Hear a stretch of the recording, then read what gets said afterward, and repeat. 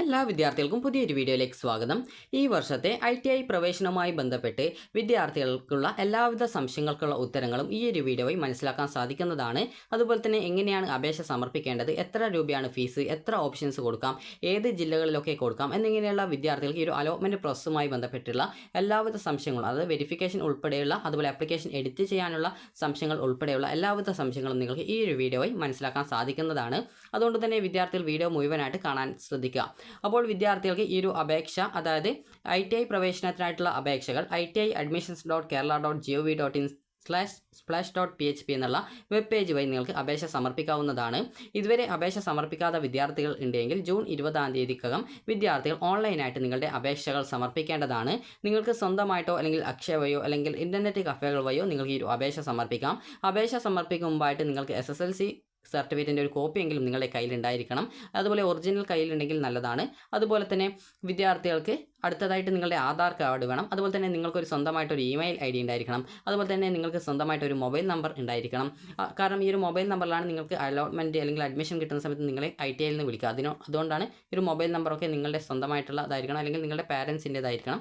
അതുപോലെ അത് കട്ടായി പോകുന്ന നമ്പറായി പോയത്, കാരണം പല വിദ്യാർത്ഥികളും ഇതിനെ അപേക്ഷിച്ച ശേഷം ആ ഒരു മൊബൈൽ നമ്പർ ചിലപ്പോൾ റീചാർജ് ചെയ്യാത്ത കാരണങ്ങൾ കൊണ്ടൊക്കെ കട്ടായി പോകാറുണ്ട്. അപ്പോൾ അതുകൊണ്ട് തന്നെ നിങ്ങൾ അങ്ങനെ കട്ടായി പോകുന്ന ഒരു മൊബൈൽ നമ്പർ കൊടുക്കരുത്. കാരണം ഇതിൻ്റെ അലോട്ട്മെൻറ്റ് പ്രോസസ്സ്, അതായത് നിങ്ങളുടെ അഡ്മിഷൻ കിട്ടുന്നത് വരെ നിങ്ങൾക്ക് ആ ഒരു മൊബൈൽ നമ്പർ ആവശ്യമാണ്.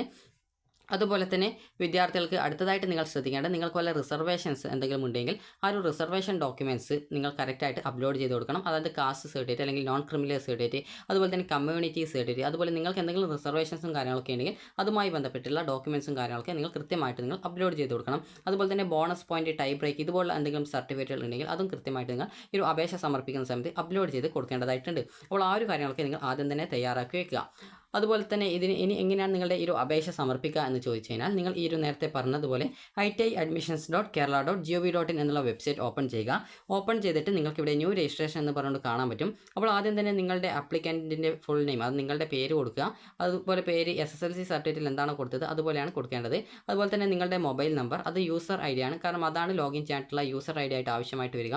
അതുപോലെ നിങ്ങളുടെ ഇമെയിൽ ID, അതുപോലെ തന്നെ നിങ്ങൾക്ക് പുതുതായിട്ട് നിങ്ങളുടെ ആ ഒരു എന്താണ് ഇതിന് പാസ്വേഡ് കൊടുക്കേണ്ടത്, ആ ഒരു പാസ്വേഡ് നിങ്ങൾ 2 തവണ കറക്റ്റായിട്ട് ടൈപ്പ് ചെയ്ത് കൊടുക്കുക. അതായത് 8 ക്യാരക്ടറെങ്കിലും മിനിമം ഉണ്ടായിരിക്കണം. അതായത് നിങ്ങളുടെ പേരിപ്പോൾ ഈ ഒരു അമൽ എന്നാണെങ്കിൽ നിങ്ങൾക്ക് amal@2024 അല്ലെങ്കിൽ 2025 അങ്ങനെയൊക്കെ നിങ്ങൾക്ക് ഈ ഒരു പാസ്വേഡ് കൊടുക്കാവുന്നതാണ്. അതുപോലെ നിങ്ങളുടെ പേരെന്താണോ അതനുസരിച്ച് നിങ്ങൾക്ക് പാസ്വേഡ് സെറ്റ് ചെയ്ത് കൊടുക്കാം. അപ്പോൾ 2 തവണ സെയിം പാസ്വേഡ് തന്നെ ടൈപ്പ് ചെയ്ത് കൊടുക്കുക. അതുപോലെ പാസ്വേഡ് കറക്റ്റായിട്ട് കൊടുത്ത ശേഷം നിങ്ങളൊരു പേപ്പറിൽ കറക്റ്റായിട്ട് എഴുതി വെക്കേണ്ടതാണ്.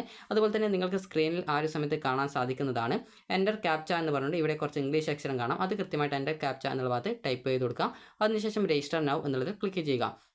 അതുപോലെ ഇതിൻ്റെ താഴെ തന്നെയായിട്ട് നിങ്ങൾക്ക് പാസ്വേഡ് മറന്നു പോയിട്ടുണ്ടെങ്കിൽ ഫോർഗോട്ട് പാസ്വേഡ് എന്ന് പറഞ്ഞിട്ടുള്ള ഒരു ഇമേജ് കൊടുത്തിട്ടുണ്ട്.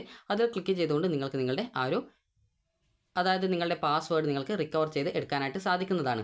അതുപോലെ തന്നെ നിങ്ങൾക്ക് ഏതൊക്കെ കോഴ്സുകളാണ് ഉള്ളത് എന്നുള്ളത് അറിയുന്നതിനായിട്ട്, അതുപോലെ തന്നെ അലോട്ട്മെൻറ്റ് പ്രോസസ്സിൻ്റെ, അതായത് ഈ ഒരു അപേക്ഷയിൽ എന്തൊക്കെ ഡോക്യുമെൻറ്റ്സ് വേണം എന്ന് അറിയുന്നതിനായിട്ട് NCVT പ്രോസ്പെക്ടസ് അതുപോലെ SCVT പ്രോസ്പെക്ടസ് എന്ന് പറഞ്ഞിട്ട് 2 പ്രോസ്പെക്ടസ് കൊടുത്തിട്ടുണ്ട്. രണ്ടും ഡൗൺലോഡ് ചെയ്ത് നിങ്ങൾ നോക്കുക. അതുപോലെ തന്നെ നിങ്ങൾക്ക് സ്വന്തമായിട്ടാണ് അപേക്ഷ സമർപ്പിക്കേണ്ടതെങ്കിൽ യൂസർ മാനുവൽ ക്ലിക്ക് ചെയ്ത് യൂസർ മാനുവൽ ഡൗൺലോഡ് ചെയ്തെടുക്കുക. അപ്പോൾ ഈ ഒരു യൂസർ മാനുവലിൽ വിദ്യാർത്ഥികൾക്ക് എങ്ങനെ സ്വന്തമായിട്ട് അപേക്ഷിക്കാം എന്നുള്ള ഡീറ്റെയിൽസ് കൊടുത്തിട്ടുണ്ട്. അതുപോലെ പ്രോസ്പെക്ടസിലാണെങ്കിൽ നിങ്ങൾക്ക് അപേക്ഷ സമർപ്പിക്കുന്നതിനായിട്ട് എന്തൊക്കെ ഡോക്യുമെൻസുകൾ ആണ് ആവശ്യമുള്ളത് എന്നുള്ള ഡീറ്റെയിൽസും കൊടുത്തിട്ടുണ്ട്. അതൊക്കെ നിങ്ങൾ കൃത്യമായിട്ട് നോക്കുക. അത് ഞാൻ ജസ്റ്റ് നിങ്ങൾക്ക് ഈ ഒരു പ്രോസ്പെക്ടസ് ഒന്ന് കാണിച്ചു തരാം. ഇതിൽ കൃത്യമായിട്ട് തന്നെ നിങ്ങൾക്ക് ഓരോ സ്റ്റെപ്സും, അതായത് നമ്പർ ഇട്ടിട്ട് കാണിച്ചിട്ടുണ്ട്. അതായത് എങ്ങനെയാണ് അപേക്ഷിക്കേണ്ടത്, അതുപോലെ ആ ഒരു നമ്പർ ഇട്ടിട്ടുള്ള സ്ഥലത്ത് എന്തൊക്കെ ഡീറ്റെയിൽസ് ആണ് കൊടുക്കേണ്ടത്, ഇതുപോലുള്ള ഡീറ്റെയിൽസൊക്കെ കൃത്യമായിട്ട് അതിൽ കൊടുത്തിട്ടുണ്ട്. ജസ്റ്റ് ഞാൻ നിങ്ങൾക്കതൊന്ന് കാണിച്ചു തരാം. അപ്പോൾ ഇവിടെ നിങ്ങൾക്ക് കാണാൻ സാധിക്കുന്നതാണ്, അതായത് ITI അഡ്മിഷൻ ആപ്ലിക്കേഷൻ മാനുവൽ എന്ന് പറഞ്ഞുകൊണ്ട് കാണാം. അപ്പോൾ ഇവിടെ നിങ്ങൾക്ക് കാണാൻ പറ്റും എങ്ങനെയാണ് ഇവിടെ രജിസ്ട്രേഷൻ ചെയ്യേണ്ടത് എന്നുള്ള ഡീറ്റെയിൽസ് കൊടുത്തിട്ടുണ്ട്.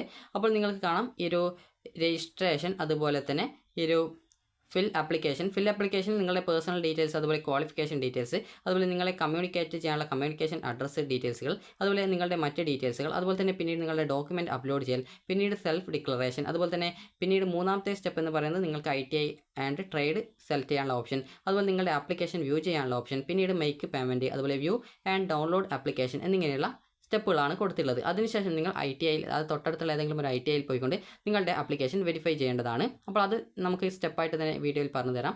അപ്പോൾ ഈ ഒരു രീതിയിൽ നിങ്ങൾക്ക് സ്വന്തമായിട്ട് എങ്ങനെ അപേക്ഷിക്കണം, അതുപോലെ എങ്ങനെ ഓരോ ട്രേഡ് എന്ന് പറയുമ്പോൾ കോഴ്സുകളാണ്. അപ്പോൾ ആ ഒരു രീതിയിൽ ട്രേഡുകൾ എങ്ങനെ കൊടുക്കണം എന്നുള്ള ഡീറ്റെയിൽസും കാര്യങ്ങളൊക്കെ കൊടുത്തിട്ടുണ്ട്. അതുപോലെ നിങ്ങളുടെ പേഴ്സണൽ ഡീറ്റെയിൽസും കാര്യങ്ങളൊക്കെ എങ്ങനെ കൊടുക്കണം, എങ്ങനെ അപ്ലോഡ് ചെയ്യണം, ഇതുപോലുള്ള ഡീറ്റെയിൽസും കാര്യങ്ങളൊക്കെ കറക്റ്റായിട്ട് കൊടുത്തിട്ടുണ്ട്. അപ്പോൾ ഇത് നിങ്ങൾ ഈ ഒരു ഹൗ ടു അപ്ലൈ അല്ല, യൂസർ മാനുവൽ കൃത്യമായിട്ട് പരിശോധിക്കാം. അപ്പോൾ ഇനി വിദ്യാർത്ഥികൾക്ക് ഈ ഒരു അപേക്ഷ നിങ്ങൾ കംപ്ലീറ്റ് ചെയ്ത ശേഷം നിങ്ങൾ എന്താണ് ചെയ്യേണ്ടത് എന്നുള്ള കാര്യം പറയാം. അപ്പോൾ നിങ്ങൾ കൃത്യമായിട്ട് ഇതിൻ്റെ ആപ്ലിക്കേഷൻ നമ്പർ എന്ന് പറയുമ്പോൾ അത് യൂസർ നെയിം എന്ന് പറയുമ്പോൾ നിങ്ങളുടെ മൊബൈൽ നമ്പറാണ്. അതുപോലെ തന്നെ അത് യൂസർ ID എന്ന് പറയുന്നത് നിങ്ങളുടെ മൊബൈൽ നമ്പറാണ്.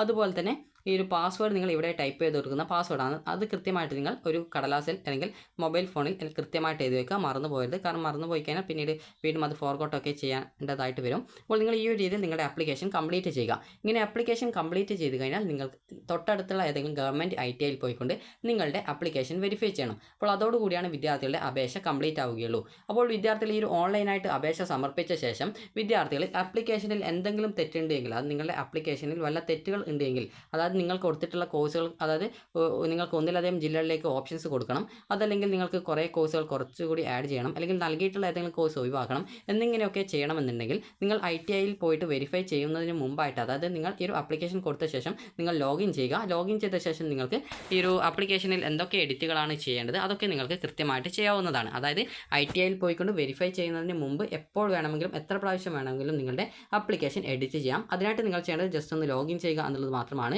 ലോഗിൻ ചെയ്യാനായിട്ട് നിങ്ങൾ ചെയ്യേണ്ടത്. അതുപോലെ തന്നെ നിങ്ങൾക്ക് വിവിധ ITIകളുടെ ഡീറ്റെയിൽസ് നിങ്ങൾക്ക് അറിയണം എന്നുണ്ടെങ്കിൽ വിദ്യാർത്ഥികൾ ശ്രദ്ധിക്കേണ്ട പ്രധാനപ്പെട്ട കാര്യം എന്ന് പറയുന്നത്, അപ്പോൾ നിങ്ങൾക്ക് വിവിധ ITIകളുടെ ഡീറ്റെയിൽസ് അറിയണമെങ്കിൽ നിങ്ങൾ ചെയ്യേണ്ടത്, ഇവിടെ നിങ്ങൾക്ക് കാണാം ഗവൺമെൻറ് ITIs എന്ന് പറഞ്ഞുകൊണ്ട് കാണാം. ജസ്റ്റ് ഒന്ന് അതിൽ ക്ലിക്ക് ചെയ്യുക. അപ്പോൾ അതിൽ ക്ലിക്ക് ചെയ്ത് കഴിഞ്ഞാൽ വിദ്യാർത്ഥികൾക്ക് ഇവിടെ വിവിധ ITIകളുടെ ഡീറ്റെയിൽസ് കാണാം. അവിടെ റീഡ് മോർ എന്ന് പറഞ്ഞുകൊണ്ട് കൊടുത്തിട്ടുണ്ട്. ഞാനിപ്പോൾ ജസ്റ്റ് ഒരു ITIയുടേത് കാണിച്ചു തരാം. റീഡ് മോർ എന്ന് പറഞ്ഞുകൊണ്ട് കൊടുത്തിട്ടുള്ളത് ജസ്റ്റ് നിങ്ങൾ താഴോട്ടേക്ക് സ്ക്രോൾ ചെയ്യുമ്പോൾ അവർ ട്രേഡ്സ് എന്ന് പറഞ്ഞുകൊണ്ട് ആ ഒരു ITIകളിലുള്ള കോഴ്സുകളുടെ ഡീറ്റെയിൽസ് കൊടുത്തിട്ടുണ്ട്. ചില കോഴ്സുകൾ 24 മാസം, അതായത് 2 വർഷത്തേതുണ്ട്. ചില കോഴ്സുകൾ 12 മാസം, അതായത് 1 വർഷത്തേതുണ്ട്. ചില കോഴ്സുകൾ 6 മാസം എന്നിങ്ങനെ വിവിധ ഡ്യൂറേഷനിൽ വിവിധ ITIകളിൽ ഉണ്ടാവും. അപ്പോൾ നിങ്ങൾ കൃത്യമായിട്ട് ഓരോ ITIകൾ നോക്കുക, നിങ്ങളുടെ നാട്ടിലുള്ള ITIകൾ ഏതാണ്. അതുപോലെ നിങ്ങൾക്ക് മറ്റൊരു ജില്ലയിലെ ITIയിൽ അപേക്ഷിക്കണമെങ്കിൽ അങ്ങനെയും നിങ്ങൾക്ക് അപേക്ഷിക്കാവുന്നതാണ്. അപ്പോൾ നിങ്ങൾ ഏത് ITIകളിലേക്ക് നിങ്ങൾ ഓപ്ഷൻ കൊടുത്തു കഴിഞ്ഞാലും നിങ്ങൾക്ക് അപേക്ഷയിൽ വല്ല തെറ്റുകൾ ഉണ്ടെങ്കിൽ വിദ്യാർത്ഥികൾക്ക് ഈ ഒരു ജൂൺ 20-ാം തീയതിക്കുള്ളിൽ നിങ്ങൾക്ക് ആ ഒരു തെറ്റുകൾ എന്തെങ്കിലും ഉണ്ടെങ്കിൽ അതൊക്കെ നിങ്ങൾക്ക് തിരുത്താവുന്നതാണ്. അതായത് ITIയിൽ പോയിക്കൊണ്ട് നിങ്ങളുടെ ആപ്ലിക്കേഷൻ വെരിഫൈ ചെയ്യുന്നതിന് മുമ്പായിട്ട് നിങ്ങൾക്ക് എപ്പോൾ വേണമെങ്കിലും നിങ്ങളുടെ ആപ്ലിക്കേഷൻ എഡിറ്റ് ചെയ്യാവുന്നതാണ്. അങ്ങനെ നിങ്ങൾ ആപ്ലിക്കേഷൻ എഡിറ്റ് ചെയ്ത് നിങ്ങൾക്ക് ഇനി യാതൊരു വിധത്തിലുള്ള തെറ്റുകളും തിരുത്താനൊന്നും ഇല്ല എന്നാണെങ്കിൽ നിങ്ങൾക്ക് ജൂൺ 24-ാം തീയതിക്കുള്ളിൽ, അതായത് നിങ്ങൾ തൊട്ടടുത്തുള്ള ഏതെങ്കിലും ഒരു ഗവൺമെൻറ് ITIയിൽ നേരിട്ട് പോയിട്ട് നിങ്ങളുടെ ആപ്ലിക്കേഷൻ വെരിഫൈ ചെയ്യണം. ആപ്ലിക്കേഷൻ വെരിഫൈ ചെയ്യാനായിട്ട് നിങ്ങൾക്ക് വേണ്ടത് നിങ്ങളുടെ ആപ്ലിക്കേഷൻ്റെ പ്രിൻ്റ് ഔട്ടാണ്. ആപ്ലിക്കേഷൻ്റെ പ്രിൻ്റ് ഔട്ടും അതുപോലെ നിങ്ങൾ അപേക്ഷയിൽ എന്തൊക്കെ ഡീറ്റെയിൽസ് ആണ്, അതായത് എന്തൊക്കെ റിസർവേഷൻസ് ഉണ്ട്, അതുപോലെ എന്തൊക്കെ ഡോക്യുമെൻറ്റ്സ് ഉണ്ട് എന്നുള്ള കാര്യങ്ങളാണ് കൊടുത്തിട്ടുള്ളത്. അതായത് SSLC സർട്ടിഫിക്കറ്റിൻ്റെ ഒറിജിനൽ ഇല്ലെങ്കിൽ കോപ്പി എടുക്കുക. അതായത് നിങ്ങളുടെ SSLC സർട്ടിഫിക്കറ്റിൻ്റെ കോപ്പി ഉണ്ടാവും, അപ്പോൾ അതെടുക്കുക. അതുപോലെ തന്നെ അപേക്ഷയിൽ മറ്റെന്തൊക്കെ റിസർവേഷൻ ഡീറ്റെയിൽസ് ഒക്കെ കൊടുത്തിട്ടുണ്ട്. ആ ഒരു ഡീറ്റെയിൽസ് തെളിയിക്കാൻ ആവശ്യമായിട്ടുള്ള എല്ലാവിധ ഒറിജിനൽ സർട്ടിഫിക്കറ്റുകളും വിദ്യാർത്ഥികൾ എടുത്തുകൊണ്ട് വേണം ഈ ഒരു ITIകളിൽ വെരിഫൈ ചെയ്യാനായിട്ട് വേണ്ടത്. അതായത് ആപ്ലിക്കേഷൻ്റെ ഈ ഒരു പ്രിൻ്റ് ഔട്ടും അതുപോലെ മറ്റ് നിങ്ങൾ പറഞ്ഞിട്ടുള്ള എല്ലാവിധ ഡോക്യുമെൻറ്റ്സും എടുത്തുകൊണ്ട് വേണം ITIയിൽ പോയിട്ട് വെരിഫൈ ചെയ്യാനായിട്ട്.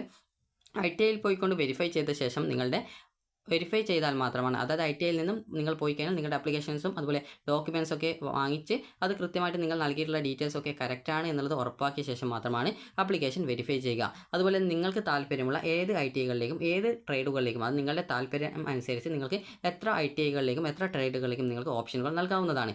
വിദ്യാർത്ഥികൾക്ക് അപേക്ഷാ ഫീസ് എന്ന് പറയുന്നത് ആകെ നിങ്ങൾക്ക് ഈ ഒരു 100 രൂപയാണ് ഫീസ് വരുന്നത്. ഇനി വിദ്യാർത്ഥികൾക്ക് ആപ്ലിക്കേഷൻ ഈ ഒരു വെരിഫൈ ചെയ്യുന്ന മുമ്പ് എഡിറ്റ് ചെയ്യണമെങ്കിൽ ലോഗിൻ ചെയ്യേണ്ടതായിട്ടുണ്ട്. അതിനായിട്ട് ഇവിടെ നിങ്ങൾ ചെയ്യേണ്ടത്, ഇവിടെ മുകളിലായിട്ട് 3 ലൈൻസ് കാണാം, അതിലൊന്ന് ക്ലിക്ക് ചെയ്യുക. ലോഗിൻ ബട്ടൺ കാണാം, ജസ്റ്റ് ഒന്ന് അതിൽ ക്ലിക്ക് ചെയ്യുക. അപ്പോൾ അതിൽ ക്ലിക്ക് ചെയ്യുമ്പോൾ അടുത്ത പേജിലേക്ക് പോകും. അപ്പോൾ ഇവിടെ നിങ്ങൾ സെലക്ട് ചെയ്യുന്ന സമയത്ത് അതായത് ആപ്ലിക്കൻ്റ് എന്ന് പറഞ്ഞുകൊണ്ട് കാണാം. അപ്പോൾ ആപ്ലിക്കൻ്റ് എന്നുള്ളത് സെലക്ട് ചെയ്ത് കൊടുക്കുക. നിങ്ങളുടെ മൊബൈൽ നമ്പർ കൊടുക്കുക, അതുപോലെ തന്നെ നിങ്ങളുടെ പാസ്വേഡ് കൊടുക്കുക. അതുപോലെ തന്നെ അവിടെ ജസ്റ്റ് ഒരു ഇംഗ്ലീഷ് അക്ഷരം കാണാം, അതാണ് ക്യാപ്ച, അതുകൂടി നൽകി ലോഗിൻ ചെയ്യുക. ലോഗിൻ ചെയ്ത ശേഷം നിങ്ങൾക്ക് നിങ്ങളുടെ ആപ്ലിക്കേഷൻ എത്ര പ്രാവശ്യം വേണമെങ്കിലും നിങ്ങൾക്ക് എഡിറ്റ് ചെയ്യാവുന്നതും അതുപോലെ അപേക്ഷ കംപ്ലീറ്റ് ചെയ്യാത്തവർക്ക് ആപ്ലിക്കേഷൻ കംപ്ലീറ്റ് ചെയ്യാവുന്നതും ആണ്. ഫീ പേയ്മെൻറ്റ് ചെയ്യുന്നതോട് കൂടി മാത്രമാണ് വിദ്യാർത്ഥികളുടെ ആപ്ലിക്കേഷൻ കംപ്ലീറ്റ് ചെയ്യപ്പെടുക.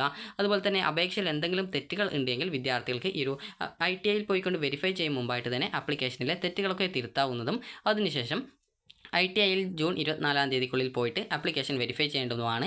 ITIയിൽ പോയിക്കൊണ്ട് ആപ്ലിക്കേഷൻ വെരിഫൈ ചെയ്താൽ മാത്രമാണ് വിദ്യാർത്ഥികളുടെ ആപ്ലിക്കേഷൻ ഈ ഒരു അലോട്ട്മെൻറ്റ് പ്രോസസ്സിലേക്ക് പരിഗണിക്കുകയുള്ളൂ.